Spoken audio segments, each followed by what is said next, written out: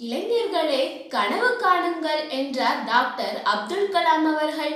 ஆனால் கனவு காண்பதோடு மட்டும் நிறுத்திவிடாதீர்கள், இளைஞர்களை கேள்வி கேளுங்கள் என்றவர்தான் traffic Ramasamy. Welcome to Arivalai podcast. நான் உங்கள் Nehasri from Bharathi Vidyalaya matriculation higher secondary school, Rettipatti, Namakkal. Rest எடுக்கிற டைம்ல ஓயாம ஓடிட்டு இருந்த சோசியல் ஆக்டிவிஸ்டரான டிராஃபிக் ராமசாமியை பத்தி நம்ம இன்னைக்கு அறிவலையில பார்க்க போறோம். இவரோட அச்சமற்ற போராட்ட பயணம் இன்னைக்கு நேத்து ஸ்டார்ட் ஆனது இல்லைங்க. அவரோட 14th இயர்லயே தனக்கான உரிமைய தனக்கே உரிய பாணியில தட்டி கேட்டு வெற்றியும் கண்டவங்க தாங்க இவரு.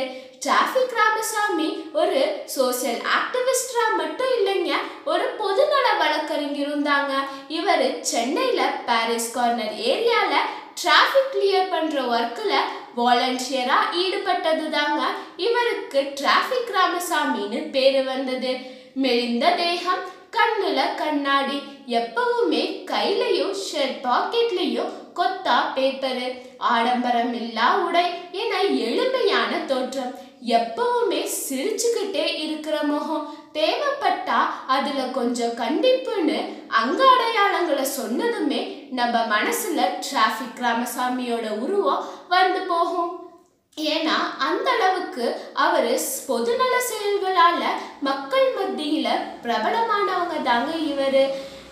இந்த அவசர உலகத்துல ரோட்ல போகும்போது பார்க்கிற அத்துமீறல்களை எல்லாம் தட்டி கேட்க கூட நேரம் இல்லாம இதையெல்லாம் தட்டி கேட்க ஒருத்தர் வருவாருன்னு எதிர்பார்த்து கொண்டிருந்த போது ஹீரோவா என்ட்ரியானவர் தாங்க டிராஃபிக் ராமசாமி. சென்னையில அனுமதி இல்லாம பல அடுக்குமாடி கட்டிடங்களை கட்டிய முதலாளிகளுக்கு எதிராக வழக்கு தொடுத்து அவற்றை இடிக்கவும் செஞ்சாங்க. விகடன் பரசுராம் என்றவர் இவரோட லைஃப் ஸ்டோரிய ஒன் மென் ஆர்மிங்கிற பெயர்ல புக்கா வெளியிட்டு இருக்காங்க.